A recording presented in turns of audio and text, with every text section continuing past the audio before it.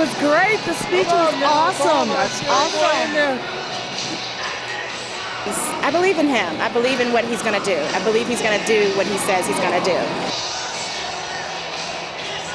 He's not a god, but he is a very good man.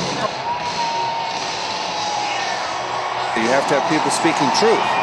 And that happened tonight, and I was very inspired.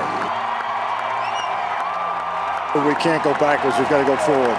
That's as simple as it is. It was off the chain. I love Barack Obama. I really do. I had the first time to be able to vote for someone that I actually want to vote for instead of two people that I had to choose who I hate the least.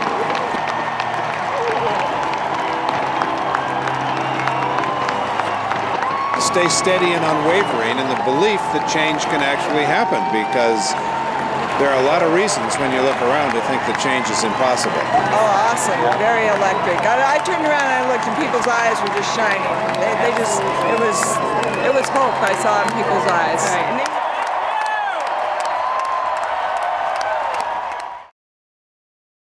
I go walking around with my list, and I have, the party affiliation of people on there, and they're, I see a lot of Republicans who are like, I voted for Obama in '08. I think that it's always good to never hold yourself to a specific party, because once you completely write off the other person, you're not listening anymore. And I think that people, who voted like I did, were fed up with the war, fed up with, our reputation, just fed up with a lot. There were times that I just could not believe George Bush said some of the things that he said. I mean, it was horrifying to me. And, when you can write a book and it's a joke book on all of the quotes and things that he said, something is wrong with that.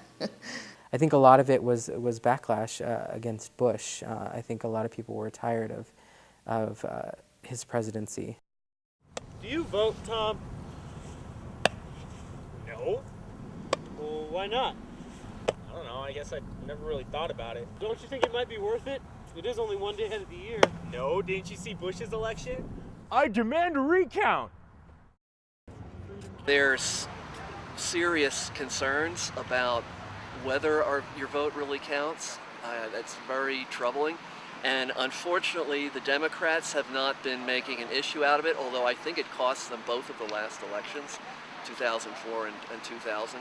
No state audits or checks, even if they have paper records, more than a few percent of the precincts. Several weeks after the election, we check almost 5%.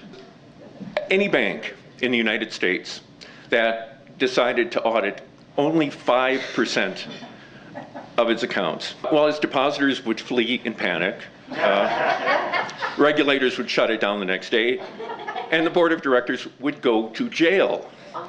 They would have personal criminal liability for having such a lax organization. Yet, this is best practices when it comes to electronic voting. There was a recent poll said 43% of Americans think the system's broken, fundamentally broken.